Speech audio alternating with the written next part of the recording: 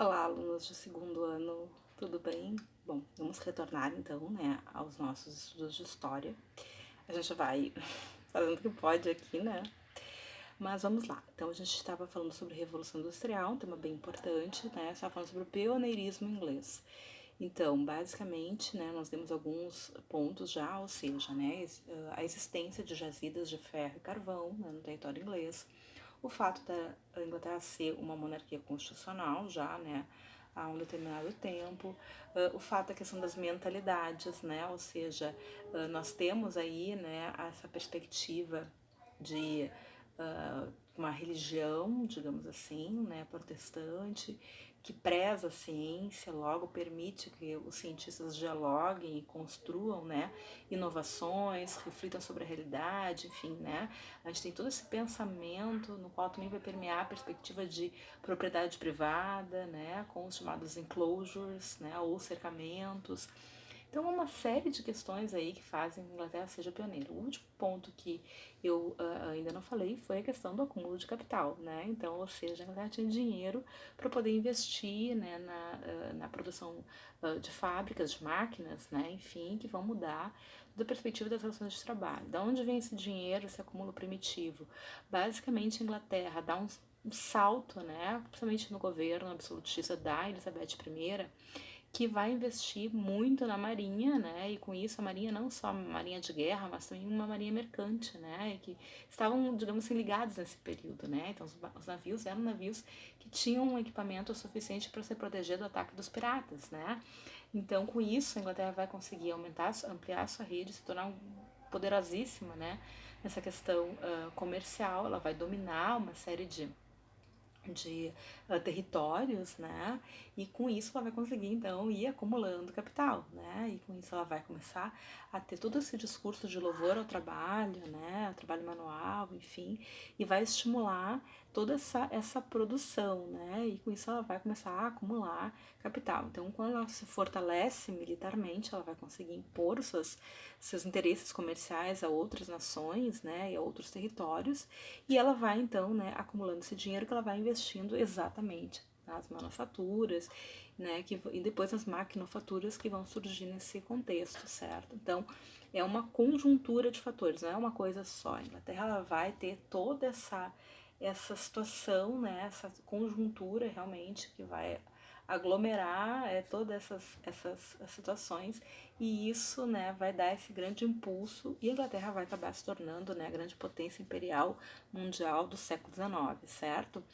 Bom, então a gente já falou algumas questões, né? Outro ponto importante são, em relação ao acúmulo do capital, são os tratados vantajosos que a Inglaterra faz com outras nações, né? Então, ou seja, ela vai acabar sempre assim exportando produtos que são mais caros, importando produtos mais baratos, ela vai impor taxas bem baixas, né, para os seus produtos. Por que isso? Porque os outros países são tudo mané? Não, não é, né? Na verdade é porque a Inglaterra tem um poderio militar suficiente, né, vai desenvolver um poderio militar suficiente para poder impor aquilo que deseja, certo? Então ela vai ter tratados que vão também auxiliar a acumular esse capital, inclusive grande parte do ouro, da prata americana vai acabar na Inglaterra. Por quê? Porque Espanha e Portugal, que são países cristãos extremamente agrários, atrasados, né, nesse contexto, são países então que precisam comprar esses produtos que a Inglaterra nesse momento será aquela que irá fornecer, né? Então, né, nesse sentido vai acumular mais capital, certo? A Inglaterra vai ter um acúmulo de capital muito grande, exatamente para poder estimular a sua industrialização, certo? Bom, nós vamos ter então uma nova conjuntura, uma nova estrutura socioeconômica, né? E aí, claro, a gente vai ter uma divisão, né, entre a perspectiva do capital a ser investido e da produção de fato, né? Então a gente vai ter basicamente essa divisão do trabalho, né? Essa mudança de fato do trabalho. A gente já tinha anteriormente um trabalho muito mais artesanal, né? Feito muitas vezes em casa, né? Pelos membros da família. Então ela tinha essa unidade produtiva, né, no espaço da casa, e aí era algo assim, você tinha o domínio sobre o produto, ou seja, né, então digamos assim, que eu vou produzir, sei lá, esse mouse aqui, né? Então eu tinha o domínio de toda a conjuntura, eu produzia todo o mouse.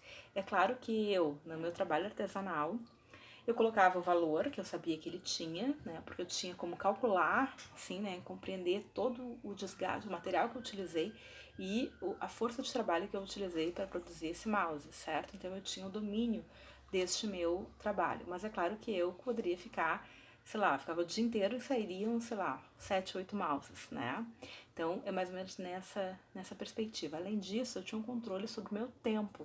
Então, eu podia gestar, né, o meu tempo, eu podia organizar o meu tempo. Então, se estou aqui produzindo meu mouse, cansei, enche o saco, tal, vou parar, vou dar uma, né, beleza, uma descansada, eu posso fazer isso, certo? Então, eu tenho um controle não só sobre o meu trabalho, sobre, né, mas sobre todo o processo produtivo para chegar, e eu tenho noção de que este mouse pertence a mim, fui eu que fiz.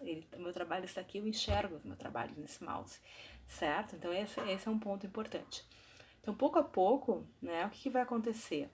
Com o empobrecimento de uma camada gigantesca da população, com a organização das manufaturas, etc.,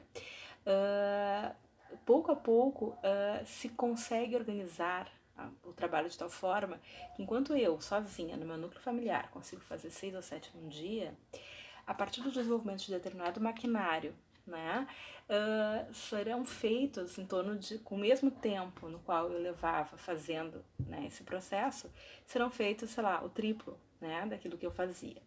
E então não tem mais como eu competir, né, nessa perspectiva, porque vai ficar muito mais barato o mouse, que é feito com, né, com um tempo mais rápido, enfim, né, e com isso as pessoas vão começar, digamos assim, a ter que vender suas ferramentas inicialmente, depois vender sua força de trabalho, que vai ser apenas aquilo que elas vão ter.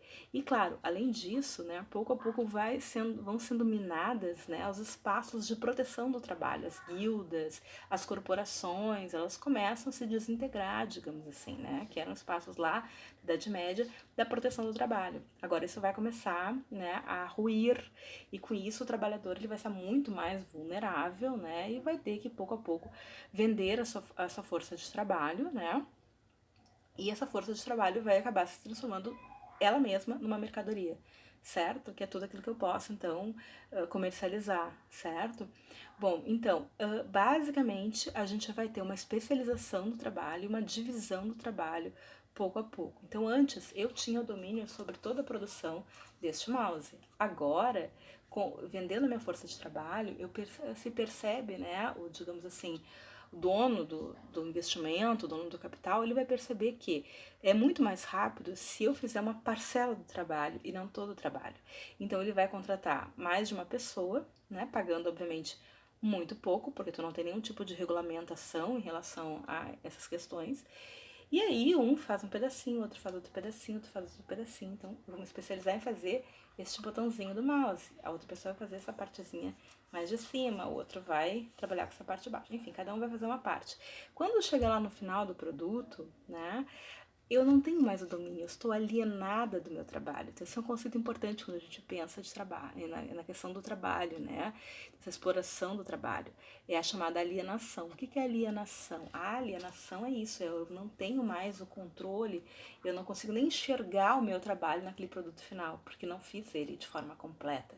Então, eu não me vejo nele, certo? Então, esse é um ponto também bem importante, certo? Então os trabalhadores vão começar então basicamente a ser explorados, né? A gente vai ter então as chamadas manufaturas. Então o que é isso? Então esses grupos que dominam, né, esses valores, certo? Esse dinheiro, enfim, né?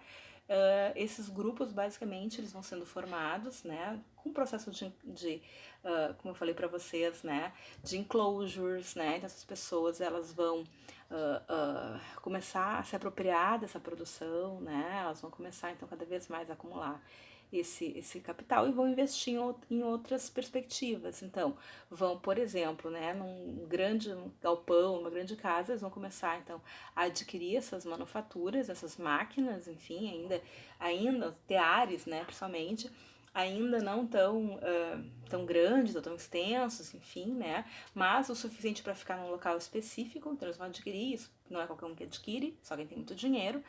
E aí, então, eles vão começar a fazer o quê? Concentrar a força de trabalho em um determinado espaço. Então, antes, lá no trabalho artesanal, eu fazia isso na minha casa. No trabalho artesanal, eu fazia na minha casa com a família toda envolvida, digamos assim. Agora, eu me desloco para um outro espaço, certo? Então, não é só, eu vou perder não apenas o domínio sobre o meu trabalho, mas agora eu vou ter um controle sobre o meu trabalho. Vou ter um supervisor do meu trabalho, eu vou ter alguém controlando o meu tempo. Eu perco o meu tempo, eu fico alienada do meu tempo, certo? Então antes quando eu queria parar, fazer, não, agora eu não tenho mais o tempo da natureza, né? Do amanhecer eu trabalho, né? Anoitecer eu vou dormir, enfim. Não, agora o meu tempo é o tempo fabril, certo?